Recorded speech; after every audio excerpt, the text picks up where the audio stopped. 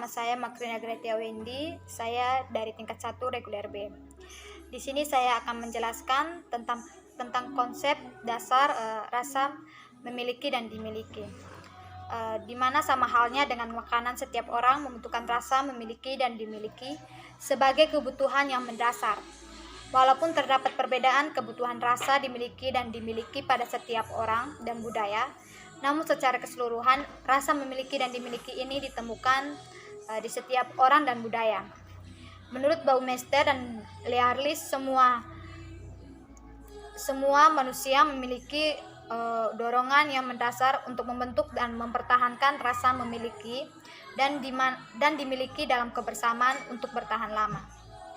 Misalnya dalam sebuah hubungan antar pribadi seperti persahabatan, ada rasa memiliki yang erat yang mendorong sehingga mereka enggan untuk mengakhiri hubungan persahabatan tersebut. Dalam dunia keperawatan, misalnya hubungan rasa memiliki dan dimiliki antara perawat dan pasien, di mana dalam memberikan pelayanan kesehatan kepada pasien, perawat harus memiliki rasa memiliki dan dimiliki kepada pasien, sehingga melakukan tindakan dengan penuh rasa tanggung jawab, lembut, dan lebih pengertian. Yang pertama, cara untuk bertahan hidup. Maksudnya dalam sebuah kelompok kecil seperti keluarga, kita membutuhkan rasa memiliki dan dimiliki agar dapat lebih saling menjaga dan memelihara berbagai kasih sayang, dan saat ketika kita dalam keadaan terpuruk, ada keluarga yang menguatkan dan mendukung kita untuk bangkit. Dan hal ini tentu saja dapat membentuk itu untuk bertahan hidup. Rasa memiliki dan dimiliki ini juga dibutuhkan dalam setiap hubungan, baik perseorangan maupun kelompok. Yang kedua, maksudnya dalam sebuah hubungan diperlukan interaksi dari kedua pihak, saling peduli dan menguntungkan kedua pihak. Dalam suatu hubungan saling menguntungkan interpersonal, perlu ada keduanya hadir agar kebutuhan untuk dimiliki terpenuhi. Dengan kata lain, tidak cukup hanya berinteraksi dengan seseorang yang tidak peduli dengan Anda. Namun berbeda dengan hubungan dengan seseorang yang tidak sering dihubungi, misalnya ada hubungan dengan orang yang berada di dalam penjara. Mereka memiliki keluarga di luar, tetapi mereka tidak dapat berinteraksi terlalu sering yang dapat menyebabkan banyak penderitaan hubungan. Ini adalah hubungan yang tidak seimbang, karena halnya sebagian rasa memiliki pusat pentingnya. Cara mempertahankan itu seperti dijelaskan pada rasa memiliki dan dimiliki, merupakan suatu hal yang kuat dan universal, dan rasa ini menjadi dorongan bagi manusia yang berpengaruh untuk membentuk dan memelihara hubungan sosial yang langgeng dan berdampak positif. Kita secara alami didorong untuk membentuk dan mempertahankan rasa memiliki. Cara mempertahankan rasa memiliki yaitu orang harus menunjukkan kecenderungan untuk mencari dan kembangkan kemungkinan untuk mempertahankan hubungan dengan menjaga kontak fisik yang baik dan terus saling berinteraksi. Dalam rasa memiliki dan dimiliki berhubungan dengan banyak efek buruk, termasuk dalam kesehatan psikologis dan fisik, masalah bersama dengan patologi perilaku mulai dari gangguan makan sampai bunuh diri. Apalagi saat keadaan seperti ini di mana hampir semua kita secara seperti ini, di mana fisik terisolasi dan satu dengan yang lain, sangat mungkin kita mulai merasa sedih dan kesepian. Dan ini adalah perasaan yang benar-benar normal. Penting bagi kita untuk menjaga persahabatan dan dukungan keluarga dan teman-teman. Ketika kita mampu, kita semua akan melewatinya bersama-sama. Abraham Maslow adalah seorang psikolog yang berasal dari Rusia. Sejak awal karirnya, ia yang masih muda, ia ingin mencari tahu apa yang bisa membuat hidup bertujuan, terlebih saat melihat kehidupan di Amerika, yang dimana kehidupan di sana hanya diutamakan untuk mengejarauan atau ketenaran. Dari sanalah muncul teori 5 kebutuhan dasar Maslow. Ia berpikir bahwa hidup menurut kebutuhan potensi seseorang dan menjadi siapa kita sebenarnya adalah sebagian dari alasan mengapa deskripsi dari kebutuhan ini yang ditata dalam bentuk piramida telah terbukti menjadi meyakinkan.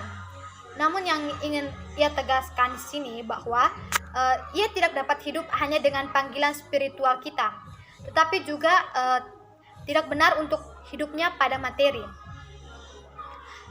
Pada dari Dr. Ascension berbicara tentang motivasi dan emosi. Kita telah membahas hierarki kebutuhan Maslow. Kebutuhan membutuhkan rasa dan rasa cinta. Maslow mengidentifikasi sebagai kebutuhan penting di mana langkah untuk memotivasi bahwa kita membutuhkan cinta dan cinta untuk dimiliki, untuk diterima, dan kita perlu menghindari kesepian, keterasingan, sehingga kebutuhan afiliasi atau kebutuhan untuk membangun hubungan dan menjadi bagian dari grup benar-benar memiliki banyak kebutuhan dukungan evolusioner untuk memiliki hidup kita lebih mudah untuk melawannya. Melihat kebutuhan bawaan untuk memiliki kebutuhan ini haruslah memiliki hubungan semacam kawat kera yang ditutupi kain, dan itu adalah sebagian dari adil. Jenis kebutuhan bawaan relatif kita masih sangat makhluk sosial, meskipun kita tidak perlu memiliki kelompok baru. Maksudnya kelompok berburu. Makhluk sosial merupakan lanjutan dengan kebutuhan ini benar-benar mempengaruhi pikiran kita, emosi kita dalam perilaku dan sebagainya. Itulah mengapa ada di bab motivasi, karena benar-benar bisa menjadi motivasi untuk berperilaku, dan kita bisa membicarakannya dalam beberapa jenis perilaku prososial. Kebutuhan yang terpenuhi di mana perasaan cinta berkaitan dalam sosial mengaktifkan bagian-bagian otak yang biasanya diatur untuk sistem penghargaan untuk membuat kita tetap aman. Contohnya isolasi sosial pada lanjut usia. Ketika mereka tidak bersosialisasi, membawa dampak negatif seperti penurunan mental kesehatan. Anak-anak yang dimasukkan melalui serangkaian panti asuhan mengalami masalah karena mereka tidak pernah diberi kesempatan jangka panjang untuk bersosialisasi. Versi lain isolasi sosial adalah penguncilan atau disengaja eksklusasi dari rekrutmen interaksi sosial. Atau seseorang siswa West Point Rape Henry yang mereka kucilkan karena mereka ingin dia keluar. Maksudnya di sini pengasingan itu mengancam kebutuhan kita untuk menjadi milik kita, tetapi kita tahu bahwa ada rasa sakit yang nyata dialami dalam isolasi sosial. Pada isolasi sosial dapat menempatkan kita pada penurunan mental dalam kesehatan yang buruk yang kita memiliki. Berbicara dalam hubungan kebutuhan milik, munculnya cara baru kita yang terhubung satu sama lain. Dalam jejaring sosial, cara kerjanya dengan sosial efek yang benar-benar telah banyak berubah. Bagaimana kita terhubung dengan orang lain.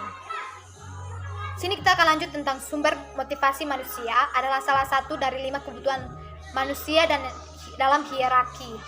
Kebutuhannya bersama dengan kebutuhan fisiologis, keselamatan, harga diri, dan aktualisasi diri.